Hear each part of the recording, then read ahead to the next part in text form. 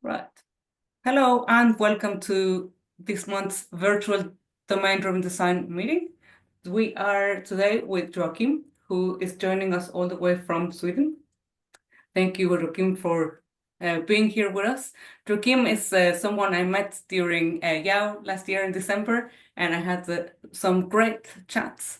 He is one of the founding partners of Better Product Work, where he helps people build better products, and we're going to hear a little bit more about that. He worked from 2011 to 2017 in Spotify, and well, we're going to hear a little bit more about it just about now. Before we start, the only thing I do want to tell you is that if you have questions or comments or whatever, feel free to add them on the chat. And also I'll be just keeping an eye on that. And also feel free to add stuff in the board. I certainly will be doing that. But Joakim, up to you. Yeah, so thanks for having me. It's a pleasure to be here. So as Andrea said, my name is Joakim Sundén. That's actually how it's pronounced in Swedish. Sorry. No worries. Spanish and English speakers have struggled with it and often lean towards the Spanish way of pronouncing it in both countries, which I noticed a lot when I lived in Boston, as you can see on my t-shirt here in the picture. So when I worked for Spotify 2011 to 2017, I first started at the Stockholm headquarters where it's founded when we were around 10 teams or not even 10 teams. And later I lived and worked in the US at our Boston and San Francisco and New York offices when we were more than 200 teams.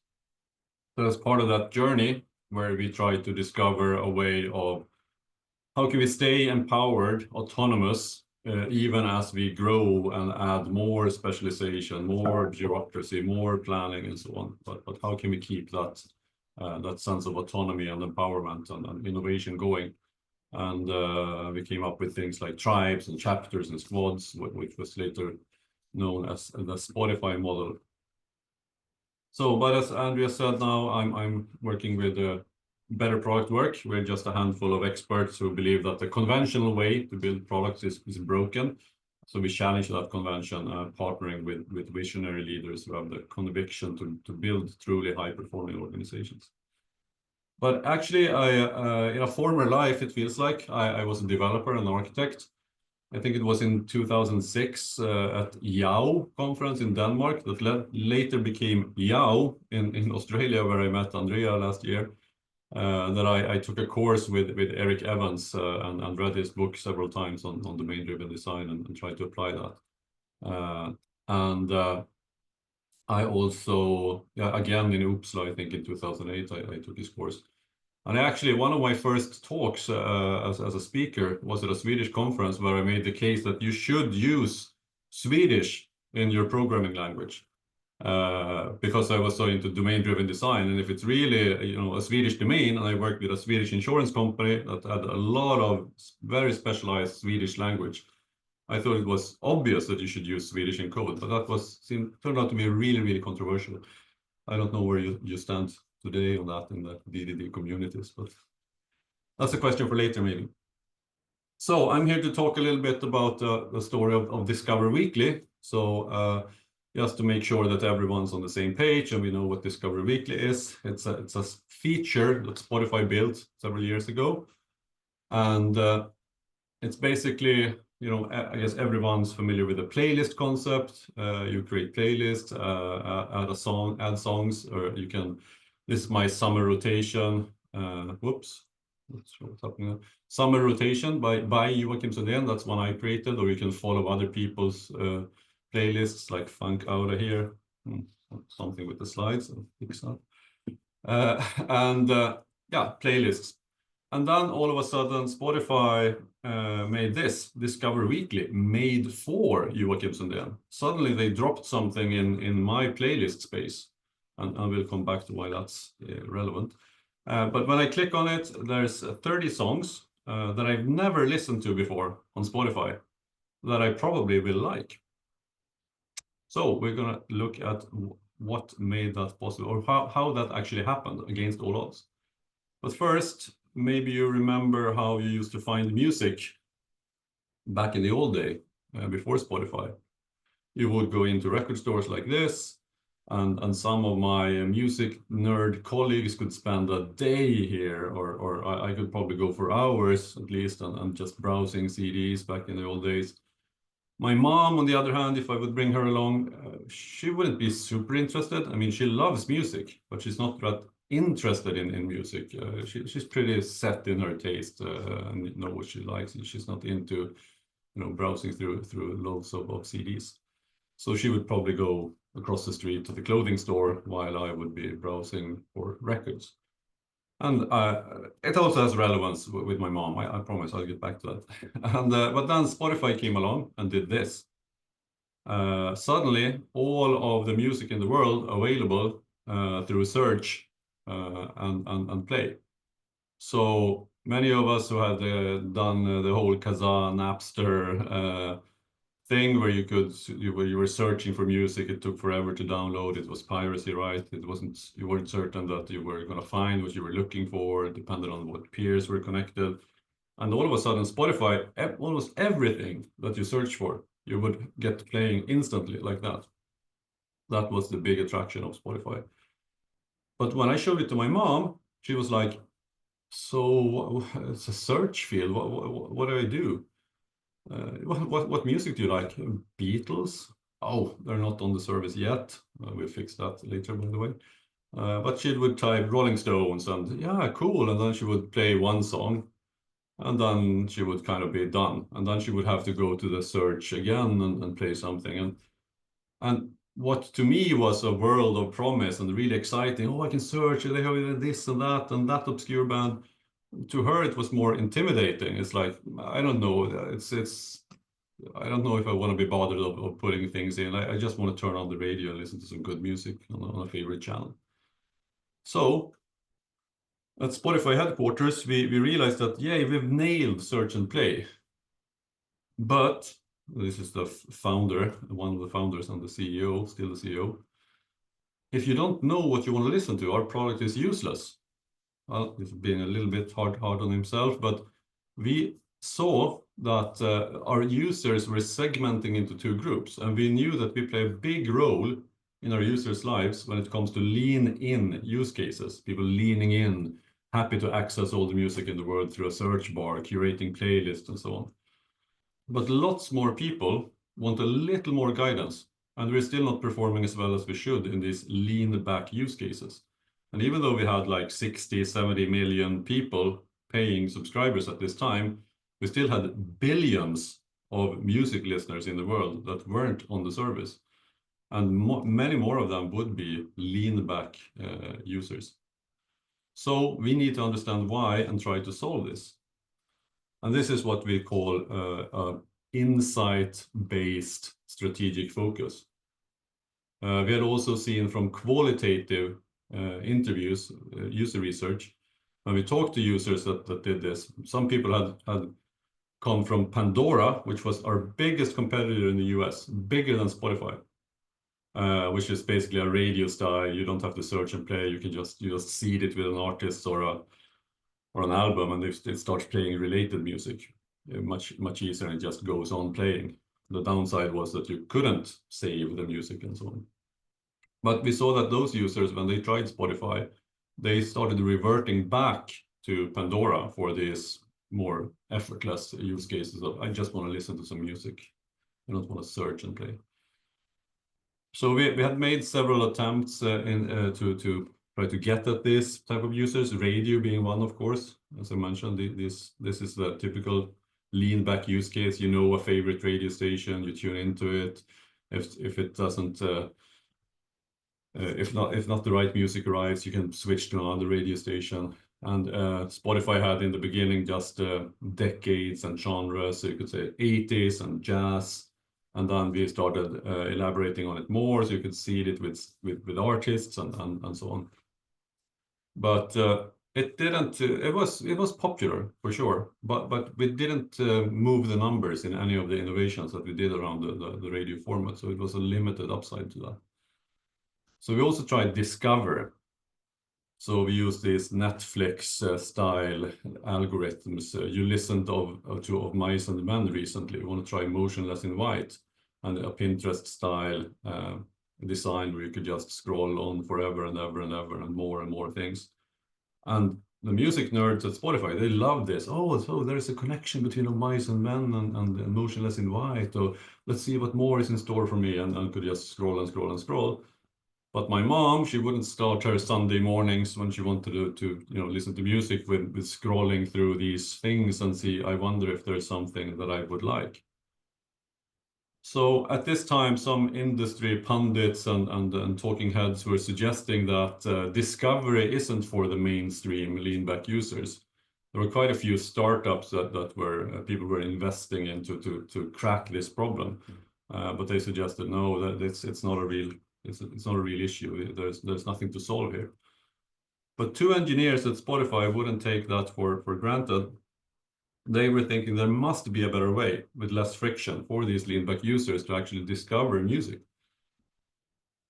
And they a little bit accidentally stumbled on this idea that, well, maybe some of you are using Spotify and you know that there used to be a feature called Year in Review that's now called Wrapped. So at the end of the year, you get kind of a nice summary with lists and so on. These are your 5 top artists, top 5 genres. These are your top 5 songs this year.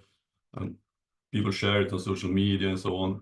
So they were thinking like, what if we take the algorithm that we use for this discover and just apply it to your past year? And we call that playlist Play It Forward.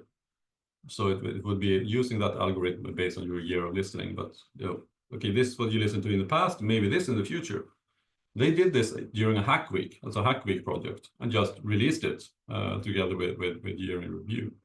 And it was a big success. People loved it and played it and so on. So they just, called it a success and moved on. But then a few months later, they were looking at the data. And this is why it's really good to have data. And they saw that millions of users were still engaging with it, adding songs and saving songs and so on, playing it. So this sparked the thought that what if we could create a playlist like this and just update it more frequently every week? So they pitched this idea to the product manager. I thought this has promise. The data is looking really good, but let's bring in the designer to play the bad cop. Yeah, they often have to, but it's very necessary. It's a dirty job, but someone's got to do it, as the saying goes.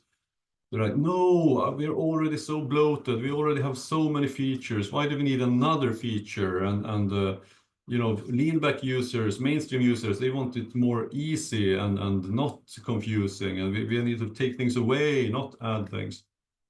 And by the way, you cannot put a playlist that we have generated, just drop it in the user's library. Because U2 and Apple had just done that. Maybe some of you remember with Apple Music, they put U2's new album in everyone's library. That's a free gift. Like, that's so kind, right? But people hated it. Well, some loved it, obviously, but a lot of people hated it. And it was a backlash that they had not foreseen.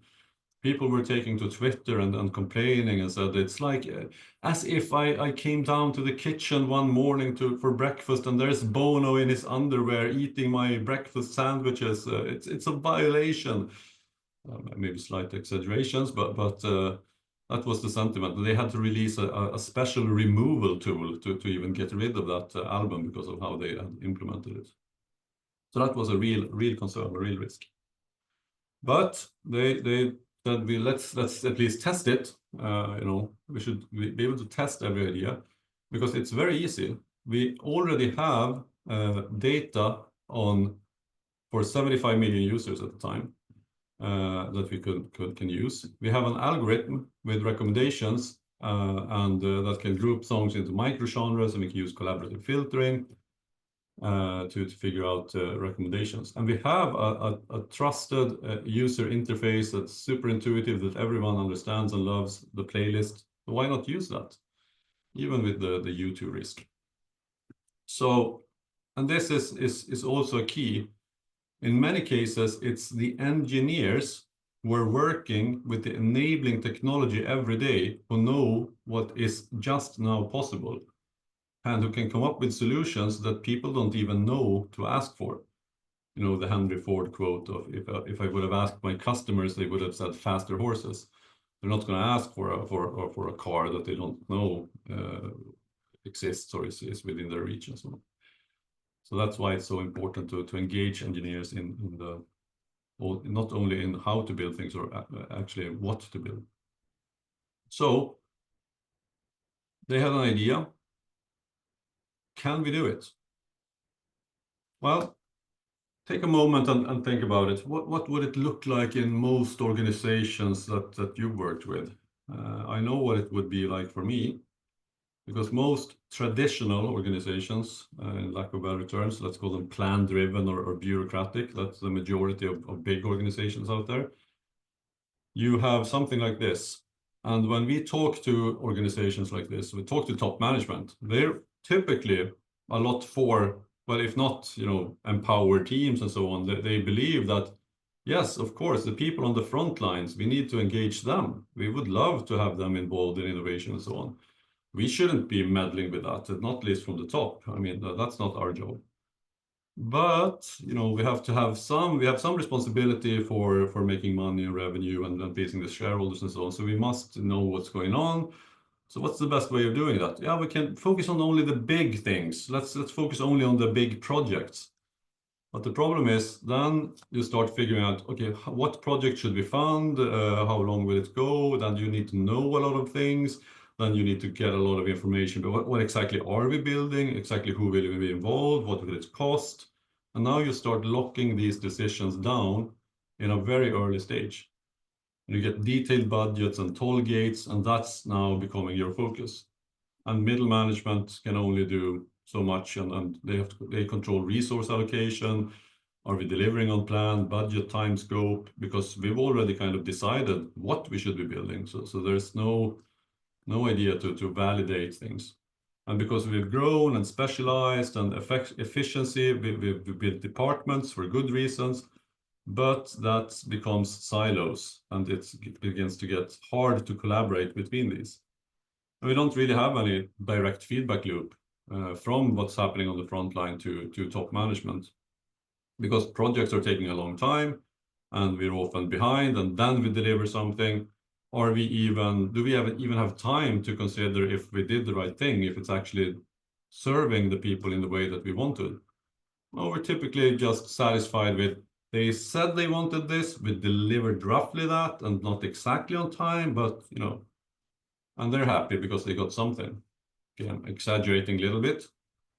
I often say that, but then people shake their head and say, no, that's exactly how it is. So I don't know if it resonates with you. Anyway, at Spotify, we chose a different path. We had a CTO that was really visionary and said that the most important feature of the organization is the autonomous squad. All other features of the organization are designed to support that mini startup-like squad. So we should support that. How can we make it more autonomous? And when I left Spotify, or before I joined Spotify in 2011, autonomy wasn't a big word, but it was because of Drive, the surprising truth about what motivates us by Dan Pink, I think, that autonomy became a really popular word. So when I got out from Spotify, it feels like I'm saying I was in jail or something, but when I left Spotify, it was kind of a bubble. When I came out and started talking to other companies, I heard the name autonomy and autonomous team, and I was like, yeah, great. But that seemed to mean that we can release independently. What we always meant with autonomy and autonomous squad was more than that. It was what Marty Kagan has later coined as an empowered product team. And Marty Kagan, if you don't know, is the guy who coined the term product discovery and wrote the book on that 20 years ago, Inspired, and then later wrote Empowered. How do you actually get teams to be able to use these discovery techniques? So the most important thing is to empower teams by assigning them problems to solve, and then give the teams the space to solve them. So it's really having the team empowered to choose the solution, not just how to do it, but how to solve the problem. yeah, and Keegan and I have written an article on how the Spotify model is kind of just a variation on the product model. And as I said, the reason, and one of the main reasons is we don't hire all these smart engineers in order to tell them what to build. We hire them to show us what's possible. We really want to leverage that innovation and the knowledge from the people who are working with enabling technology every day. So then if we give teams problems to solve, then the question if can we do it? It a little bit comes down to how do we define success? So many of you are probably familiar with this, but I just want to make sure again we're all on the same page. So it's all about focusing on outcomes and not output. So we see a lot of things in the world. We observe that people are unhappy, their needs are unfulfilled, there are pain points, they have ideas or concerns. We have, bad business numbers and so on. All these things give us ideas on how we can fix that.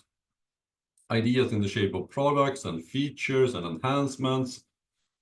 And people easily fall in love with that. Yes, this product, this enhancement, it's so obvious. This feature is going to fix this. People are going to love this. But if you've ever been in the business of actually validating your ideas and see how they perform, it turns out that most of our ideas aren't that good. And some people even fall in love with specifications and requirements, and we start losing sight of, are we actually changing the world, the outcome? Are we changing customers' behaviors and sentiments? Are they happier, or are their needs fulfilled, or are their pains removed? Are we increasing the impact for the company? Is revenue and subscriptions and so on going up? We want to minimize the outputs. And it saddens me to say, as an old coder, that if we could reach the outcome without writing a single line of code, code is a liability. All things that we need to do and maintain and so on is a liability. So we should do as little as possible to maximize the outcome. Because the activities, epics, features, stories, that's how we believe that we're going to reach our goals. They are just hypotheses and bets. And they have to change if the numbers aren't improving. Because it turns out that these bets have a really low success rate.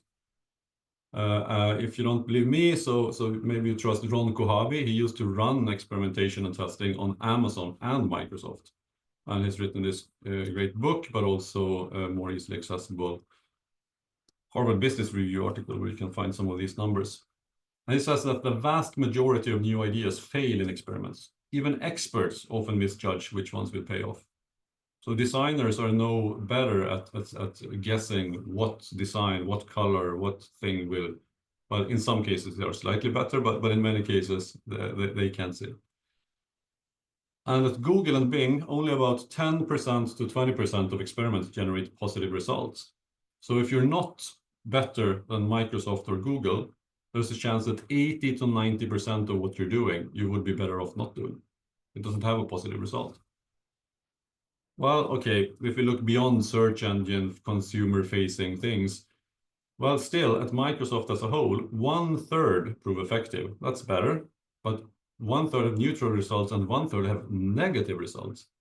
So if you're not testing and validating that your ideas have the effect that you want, you might actually be hurting your customer and yourself, and you shouldn't have delivered that feature or that enhancement.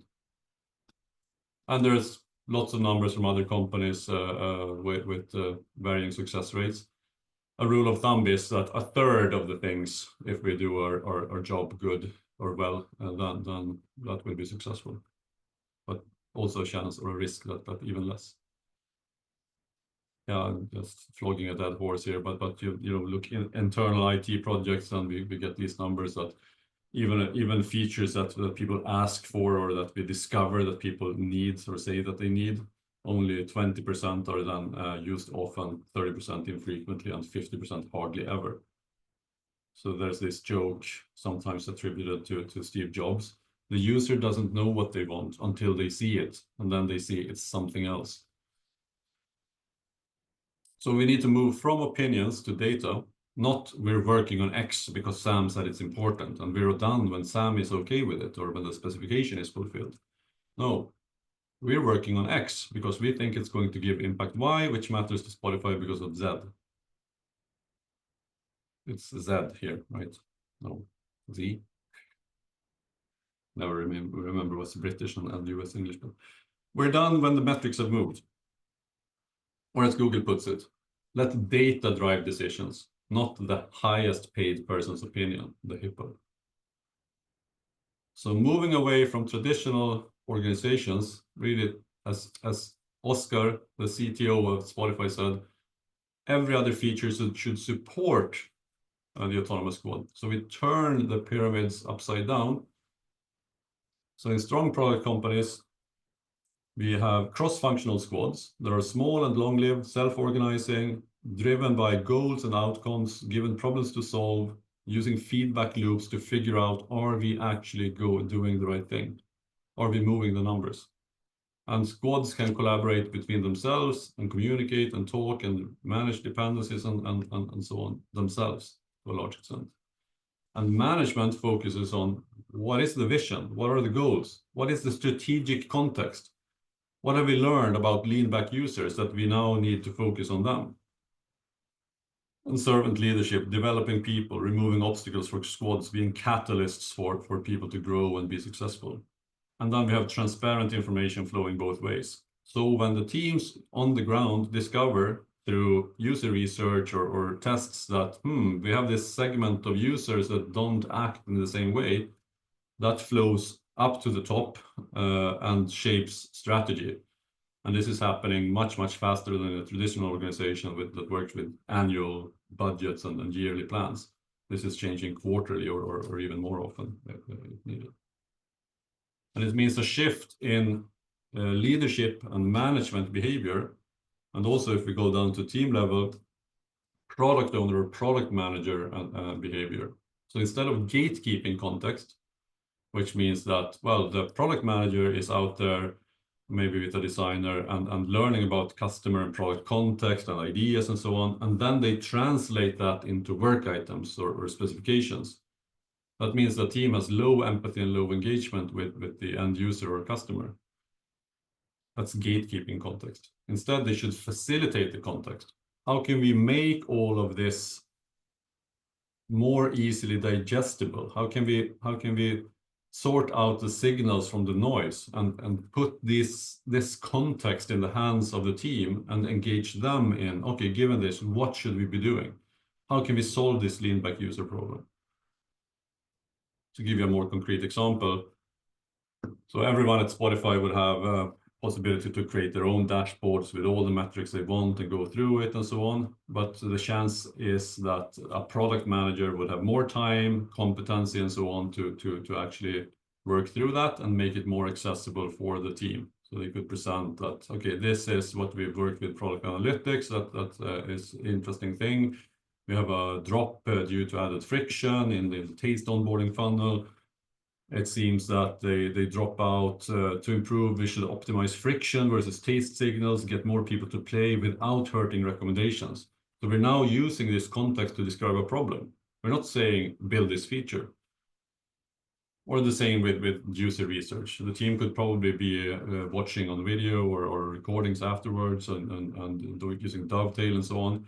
But also the product manager, user researcher, designer can work together to what do we want to highlight? What does the team need to know? And then we'll figure out a good way, different solutions to test together. So the Discover Weekly team, they weren't actually called the Discover Weekly team at this point, but later they were. So they had a mission to engage lean back users. And they had clear metrics for success: reach, depth, retention. How can you get more people to stay longer and come back more often to this feature, ideally without cannibalizing other things at Spotify. So we have a new idea. If it happens to be aligned with the strategic focus, our mission, the metrics, we believe it can really push our metrics, we should try it. Absolutely. We don't have to ask permission. So they just started testing it, building it, iterated for a few weeks, came up with some nice prototypes. And when they felt that it was ready enough for the team to use it, the so-called fish fooding in Google terms. The team started using it and continuously improved it, tweaked it further. And that at some point they find, wow, this is really cool. What do we do now? Then they would do dog fooding, meaning testing it on our colleagues. But they actually didn't do a full-blown employee release. They just started putting it out there without saying anything. And it started spreading kind of virally at Spotify. And people were going on Slack and saying, what team is building this feature? It's amazing. What's happening here? And they were just giggling and not saying anything. But then they did a full-blown sending out an email asking people to test, included a link to a survey form in Google Forms in the playlist description. This was the first time anyone did that, so it was kind of novel, asking how much do you like the music and so on. And the rest of Spotify started using it, loved it, gave feedback, more iterating. What's this? Wow, awesome, release it. It's as if my secret music twin put it together. Everything in it is good. And we had awesome survey results in the form that we used. So now what? Well, our employees aren't maybe lean back users, at least not the majority of them. So let's test it with some real users. And the CTO has said that a team should be able to ship anything to 5% of users. No questions asked, no permission needed. You're not only allowed, you're encouraged to test things early and often. And this is because Spotify had a culture and invested heavily in this culture to aim to make mistakes faster than anyone else, as our CEO and founder often said on stage and in town halls and emails and so on, which might sound weird taken out of context, but of course it meant to be able to outlearn our competition. So that meant both working on the culture, leading by example, celebrating failure, the CTO writing blog posts about how if we're not failing to a certain percent, we're playing it too safe. Teams wrote blog posts on how we shot ourselves in the foot, and this is what we learned. A fail wall where squads just started putting these up and saying, this is a mistake I made and this is what I learned. To really emphasize that we need to be able, we have to be comfortable in making mistakes and taking these risks. But also, that doesn't mean being sloppy, moving fast and break things. A little bit of that, but not when it comes to things that might affect the customer. So it's also working on the structure and the infrastructure. So we have a limited blast radius via decoupled architecture with microservices, for instance. So if album art blows up, we can still listen to music. If notifications blows up, we can still listen to music. And gradual rollout. So if something breaks, we will quickly be able to roll it back before it affects more users and so on. So and also setting up a way of working, like we showed you, but where you can actually test ideas quickly with small numbers of people. So that's what they did. They decided let's run an A/B test, meaning that if you don't know A/B testing, that A is the existing solution and B is a small test, 1.5% in this case, and we see how do they behave differently. So will they like it? Let's find out. And watching the data, we had great metrics and 1,200 survey responses to our survey that we sent out. And some of them, these were great, and some of them mentioned the YouTube thing. You're dropping this, what's this in my library? But they still engaged with the playlist, so it wasn't that bad. And it turned out that the concern had been exaggerated. We also did real-time social sentiment monitoring, as I've learned that it's called. We call it watching the buzz. So really watching Twitter, we had these screens in the team room. It's scary how well Spotify Discovery Weekly playlists know me. Like former lover who lived through a near-death experience with me well. That's pretty good rating. At this point, Spotify's Discovery Weekly knows me so well that if it proposed, I'd say yes. Discover Weekly on Spotify eliminates the need for a musically knowledgeable boyfriend. Now I can be single forever. Economical win.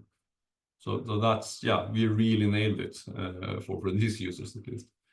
And also now when we have it in production with lots of users, we can run many more experiments and get much better data.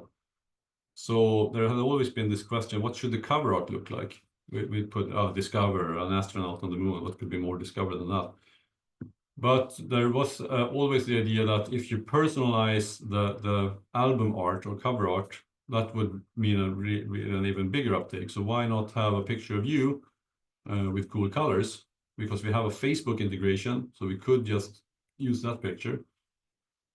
Well, the reason is that it's very, very expensive. So architects or senior engineers would say that, we have to have a content delivery network. It's a lot of pictures, computationally very expensive to keep taking these pictures and overlaying them. And so it's a no. But they tested it. And it turned out that it was a 10% lift in weekly average usage, which is definitely worth it in these cases. What's the right length?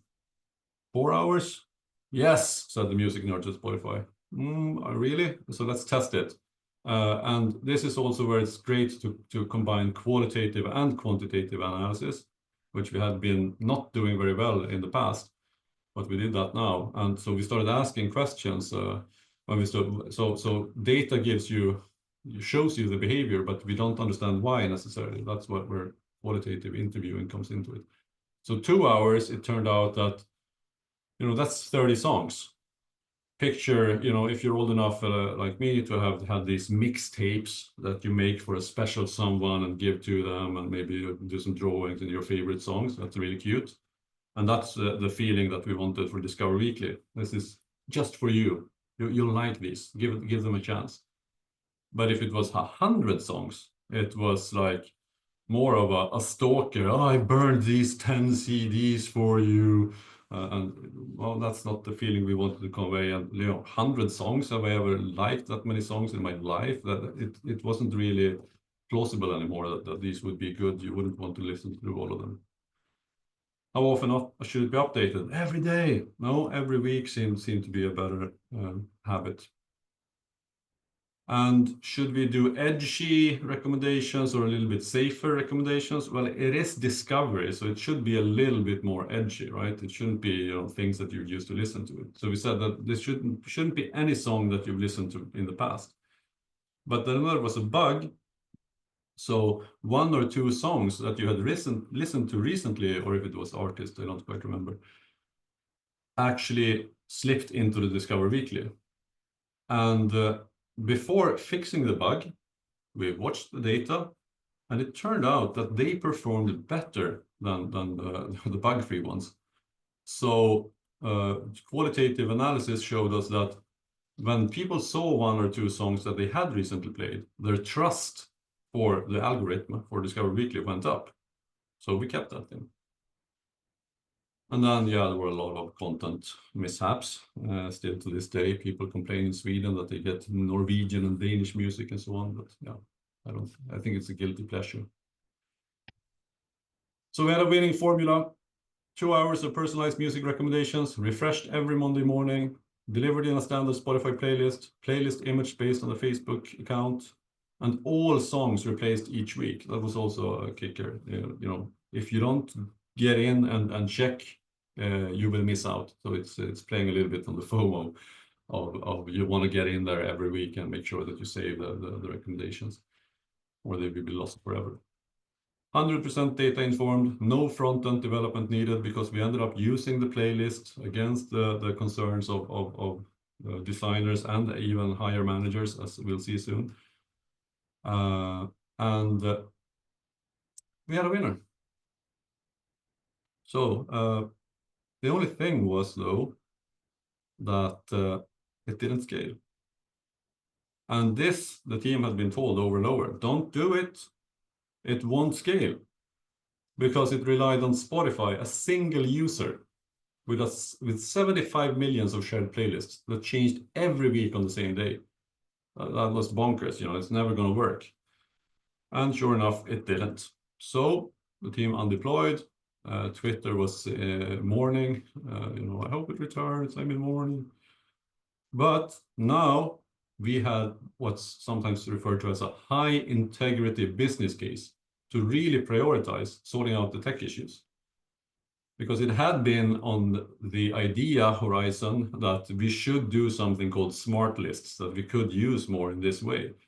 But there hadn't been a concrete enough business case to actually push that through. And this is a little bit how prioritization works in a product model or Spotify model organization. When we have clear evidence that this is really, really worth prioritizing, then teams will prioritize it. Not because they are told by managers, because that they understand what the data and the evidence is saying. So it took some time and several teams, but we fixed it, gradually rolled it out again, tweaked the marketing message, made it a little bit more posh, involved the visual designers and marketing.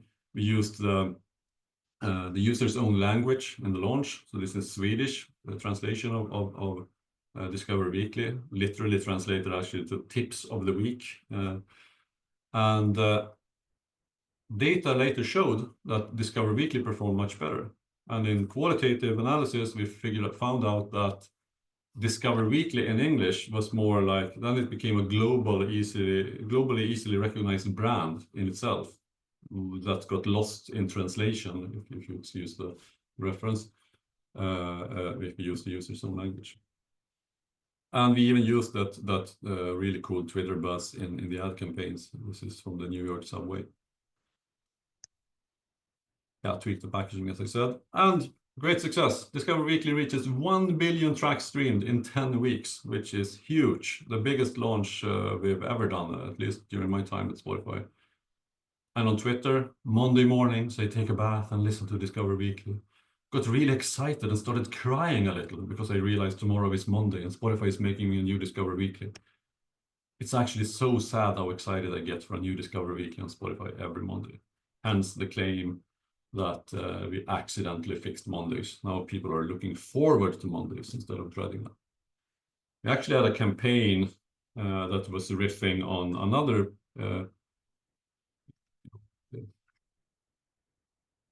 popular, I don't want to say popular, but another campaign that a lot of people know about.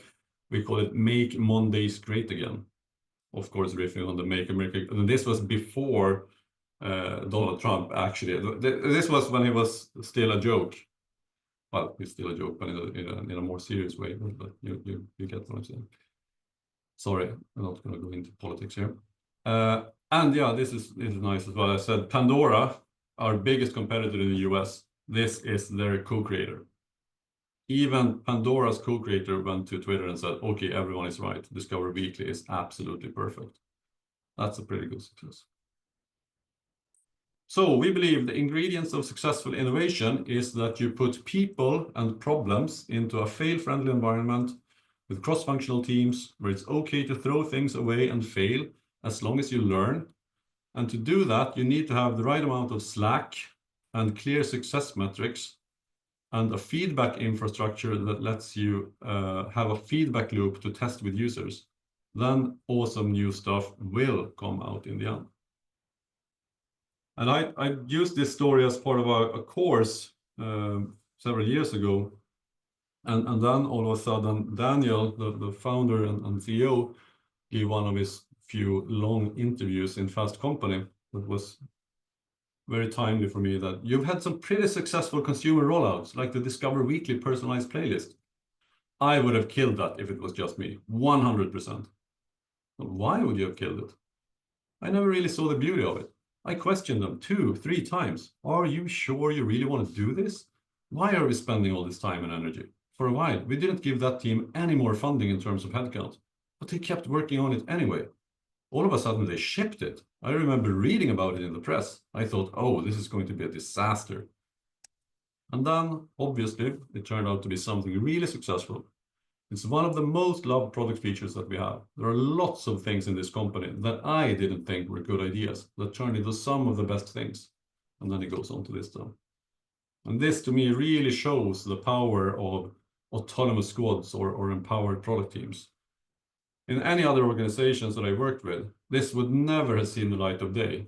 Designers and others would have said, no, we can't do this with the whole YouTube thing fresh in mind.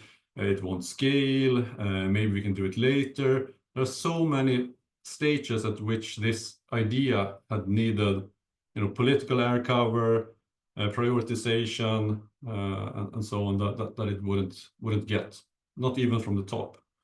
But because we have these kind of proactive leaders who really believe in empowered teams and this culture, they stood fast and didn't meddle with the team. They knew that they have the tools and means of actually testing and figuring things out, and we trust that process. So innovation can't be forced, just enabled, encouraged, supported. Managers can't make it happen, but they can create an environment to support it and stop it from being killed. Thank you. That was the broadcasting part of this session. I'm happy to answer any questions or have conversations if you want to share insights or other things. Oh, wow, that was really amazing. I have seen your talk before, but this time I saw it like I had, when you have the full focus rather than being in a conference when a lot of stuff is happening. And I really love this ingredients of successful innovation and how you hit on all the really important points. It's like you have people and the problems, okay to throw things away, cross-functional team. Enough slack. I think we never talk about that. Like, how many teams do you work with? And I'm sure that everyone in this room has experienced working in teams with no slack. And what happens then?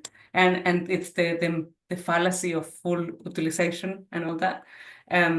But I took many screenshots of your talk, Joakim. I don't know if I'm saying it. I tried. You and Andrea, Joakim. That's so it's Joakim. Joakim. Oh, cool. Okay. Joakim. Yeah. So I do Maybe I have. can quote you on that. It's better the second time. You can give me a second testimonial. The talk. Yeah, absolutely. It's I think it's totally better the second time. Also, I had some questions about the interactions between you and also you and kind of architecture engineering. I also had questions about how do teams happen. As in, you at some point in the talk, you said something like, "This team, oh, that was gonna be the Discover Weekly team, but not yet." So that meant that there was some sort of similar evolution when it comes to teams. Anyway, I have many questions, but before I kind of start telling you all my questions, I kind of want to see if other people have any comments or anything to say. Maybe.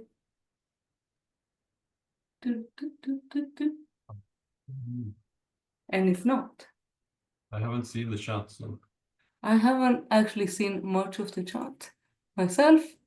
No, I don't see anything in the chat, but I do have this page. If you go to the page where the board yeah. that I had, which is Oh, here. you put together all these screenshots and notes? Yeah, because I find that it helps me think and relate things. Cool. So if you look at the green stickies, those are all questions. Yeah, pick one. And the pink one is like, whoa, kind of, I didn't know what to, it's gonna fail. Really cool. I'm trying to, how do I zoom in and out? Oh, there is I can bring you here.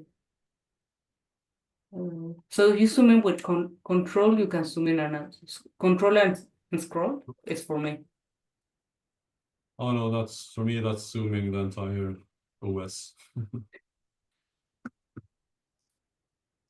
Right. I see Will it other be on? people in the board. Oh, I it's have command. Okay, good, got it. Yeah.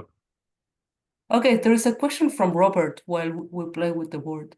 And he's asking, how do you make choices on how to organize the teams by goal? And for how long would they stay in a team for a specific goal? Yeah. So that's oh now my camera did it again, right? Sorry.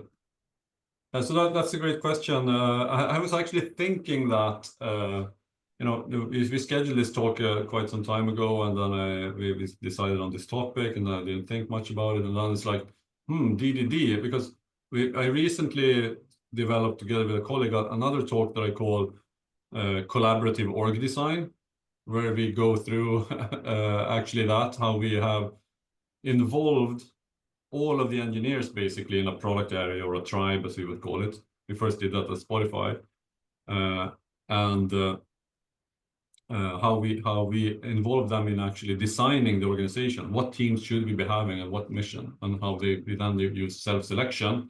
That was after that picked up by Sandy Momoli and others in New Zealand, who wrote a book of it about it, called it Spotification in the beginning. So I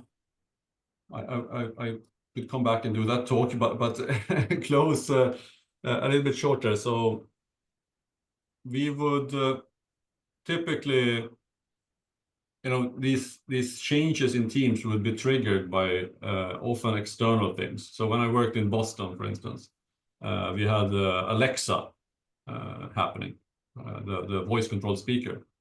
All of a sudden, it came out of the blue in a way, or the popularity of it did. And I bought one, and I put it in my kitchen in Boston, and tried it and said, hey, now I'm going to trigger it. Alexa, play the Beatles from Spotify. And it would start playing the Beatles. Cool. And my wife was like, oh, that's cool. Alexa, play the Rolling Stones. And it would start playing Rolling Stones. Did you notice the difference there? She didn't add at Spotify at the end, because the Alexa speaker had built in, a subscription for 2 million popular songs. So it suddenly we had a new interface in between us and the user that would risk commoditizing Spotify if this become even more popular. And that was the #1 use case and was growing for voice controlled speakers. So we decided strategically that we need to double down on voice, and we decided that it should be in Boston. So that's a long way to say that that's a strategic thing that's happening externally that triggers this reorg. Then leadership, tribe leadership, that would be director of product, director of tech, and so on, would quickly do a draft, threat analysis, and so on, and say, okay, we believe that we need to spend and blah, blah, blah, have 20 more people around this type of mission, and this affects the other missions in this way. And then they would immediately bring in the extended leadership team, product managers, chapter leads, and so on, and say, okay, this is a first draft. How do we do a second draft? And this would be within days, and then we would share it with the rest of the tribe. Okay, these are the teams that we're seeing because of these and these reasons. And it would be really sharing all this strategic context and information with everyone. We were good at doing that continuously, but even more so now. And the reasoning for these things, and together we would then start figuring out what does make sense, what if we organize in this way, what systems will end up in that squad and in this squad, and so on. And then we would have a series of workshops where everyone could contribute and designing basically this organization.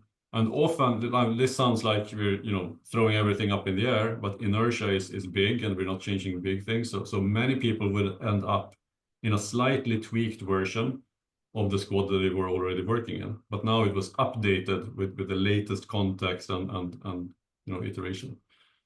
And then people would select what squad does it make the most sense that you're part of to contribute to the overall good for Spotify. So not where do you want to be, but rather taking responsibility. That's the flip side of autonomy, right?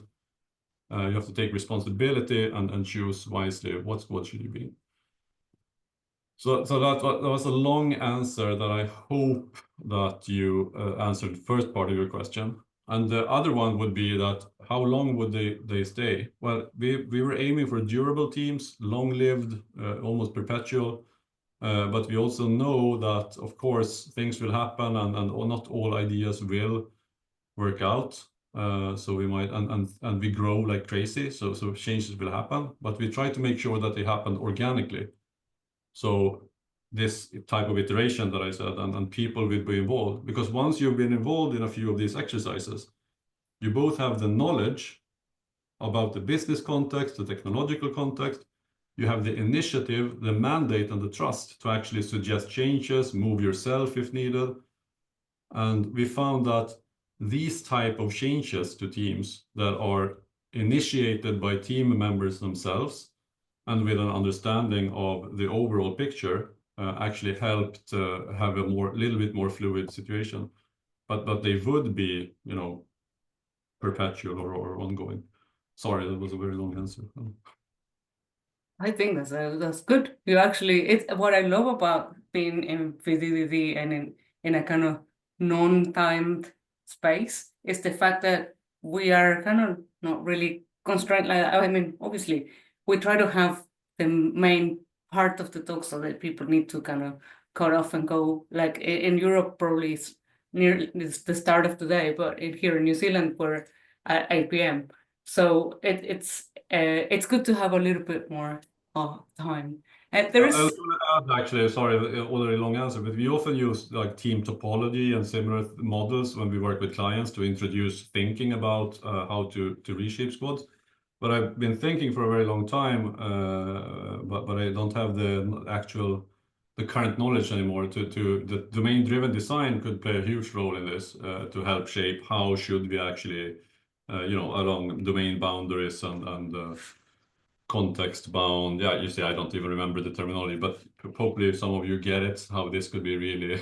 I think you're quite right. In fact, I was just about to ask you, how do you feel like this plays with team topologies? Because you're talking about enabling teams and streamed aligned teams, and at the same time, when you're talking about the teams that you have there. By the way, we had a team topologies workshop a couple of months ago here in MVDDD, and we learned about these different types of teams and how they should be small and stable. So all of these things I was kind of wondering, are they orthogonal? Are there any differences between team topologies and what you were doing in Spotify? Oh, it was very similar, but this was before team topology, so we didn't have that language. But we had a model that we talked about. We talked about infrastructure teams, which was basically platform. We talked about self-service infrastructure teams. So and we called it early on a hub of good practices. So we had the idea that no team has to use anything internal. They can always shop for solutions on third parties or build it themselves. So there was a focus from day one that the infrastructure and platform teams had to build things that others wanted to use. So we had CAA, for instance, the Continuous Integration Agency at a early stage. They would go around to teams saying, okay, we set up Team City for continuous integration, and we're here now to teach you and listen to what your needs are and so on. They would help them with that. And then once in a while, they would come to a team that, oh, we're already doing it, and we're using Jenkins, by the way. They would have the choice, should we consider supporting Jenkins as well then? Or should we make Team City and our solution so damn good that it doesn't make sense for anyone to want to put this up themselves? So it's the path of least resistance or paved path, I think Netflix called it. We call it golden path. There are articles online on this. So that's how we would tackle it. And then we would have what's called platform teams. They were actually enabling teams for iOS, Android, and so on, building infrastructure and plumbing and helping people release and so on. And then we called it customer-facing teams that were stream-aligned, more or less. We have another question from Giles. Perhaps that's how you pronounce the name. Oh, sorry. Sorry? I have to leave, just to... Yeah, Sorry. he said he has to leave. But anyway, I think the question is good and it's going to be recorded, so maybe they can catch up. So what are the mandatory technical capabilities to permit autonomy in a Spotify team? I see create dashboard to validate any hypothesis, capability to publish new features to 5% of users, and so forth. What else? Yeah. I wouldn't say that they are mandatories or capabilities to permit autonomy. You could still have a lot of autonomy. I mean, if you didn't have data and you couldn't push features, and we work with clients that don't have those possibilities, You could still make sure that you interact with customers and users, and the team could still be empowered. You would just have to use other techniques of validating, testing, and discovering things. So I don't think there are any mandatory capabilities, but create survey to collect. Those are great examples of tools that you could use to help the team do more empowered or autonomous product discovery, but no prerequisites. So I would say that the biggest prerequisite or mandatory thing is that teams need to be given problems to solve and the space to figure it out. Otherwise, how can you be empowered or autonomous? In fact, there's a question by Oli. By the way, Oli, if you feel like saying it yourself, go for it. Or we can read it out. Well, I don't know if the mic works. Hopefully it works, but yeah, we can hear you. Yeah, my question was more like that have you been in those bad situations where for example, the budget have been quite tough and you haven't been able to deliver the needed KPI change or whatever the bigger problem is? Yeah, for sure. So there's also, I was thinking maybe I have that picture, but I can't actually show it. But we have in some other talks and course materials, I use John Cutler's mandate levels. We call it to show that empowerment isn't binary; it's actually gradually. So on the one end of it, you have given an exact specification, do this, and then it could be help a user complete this specific task. And on the higher end, it could be you're only responsible for this business outcome. And then you could do all sorts of features or campaigns or go talk to people, or maybe not even shipping features. So I think that even if it's pretty strict what you have to do, you could still find ways of engaging the teams in solving the problems within those constraints. But I will also say that in many cases, and I don't know if this is what you're actually getting at, that teams are given features and they don't have any way of challenging it and so on. So I would say starting to move in the right direction would be asking questions. And typically I find that people in such a situation, the people who give you the things to build are pretty open to try to answer at least the question, why are we doing this? Who is the target customer here? What do we think that they will say once we've delivered this feature?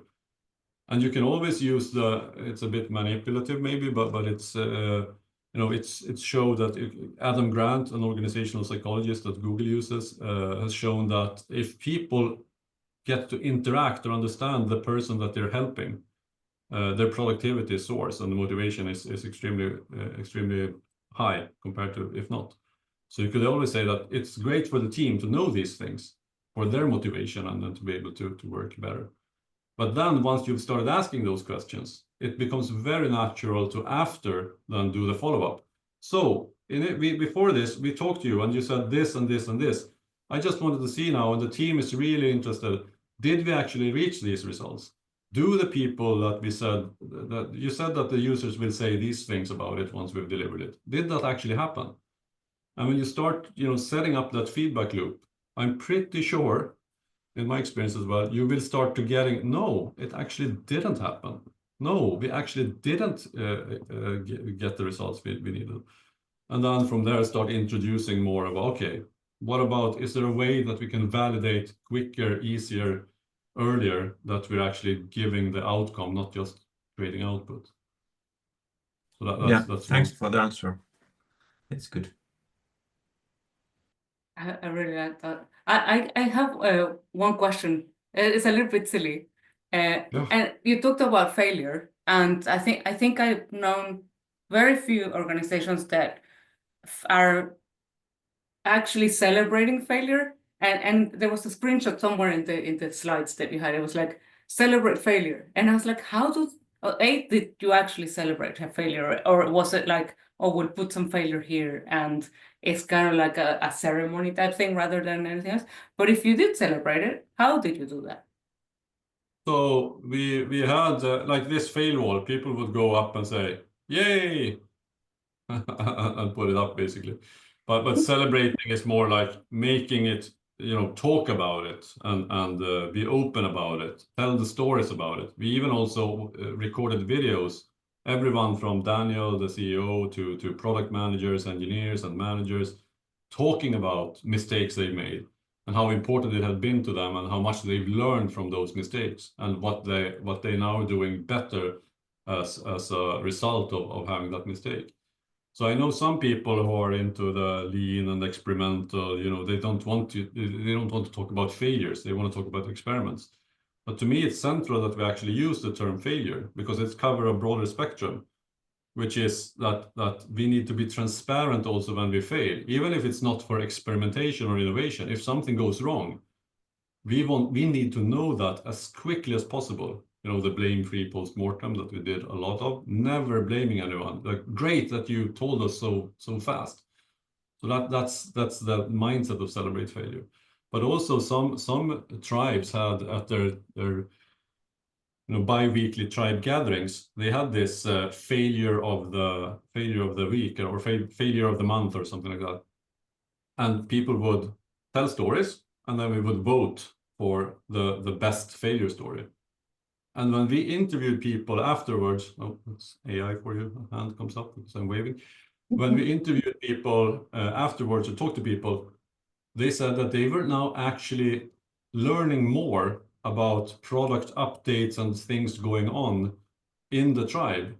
Because before that, it had been dry presentations of things that people have done. But now they were learning through these fun stories about failure that stuck much better with them. So it's also a side effect of actually talking about failures. That's awesome. And I think I have one last question, if you will allow me, I think, and that's about collaboration. So if you have, I'd love to hear your story on how you have these kind of small teams that are able to be autonomous, but I assume that some level of coordination is needed, even to kind of say what does the main page requires to have all this, have microservices that compose that application, but at some point you have to kind of talk to each other and collaborate in meaningful ways. It seems like you had such a good culture there, so I'm curious about what were the ways in which teams collaborate with each other to solve problems. So one way was that we tried consciously to design tribes so that the most of your dependencies would be within your tribe, and you wouldn't have many dependencies outside the tribe. And that's an often overlooked part of let's say the Spotify model, that a tribe isn't just an administrative construct, but we actually had everyone who was in the tribe was reporting to someone else in the tribe, so to speak, except the highest leader. So we had our own budget, our own mission, our own KPIs, and we really worked on creating this sense of team in a team of teams, not just in a team level. That's been called also tribal unity. Now we use another word than tribe because of all the political correctness and so on. But so we would do a lot of bonding together. When we had all hands, for instance, it wasn't managers having all hands. We had a tribe gathering where everyone could co-create and participate in creating the agenda. We would do continuous improvement challenges together with representatives from each squad, and a lot of gatherings of different types, and making sure that everyone felt that I'm connected to a whole here. And we're all for the same tribe, not only my team.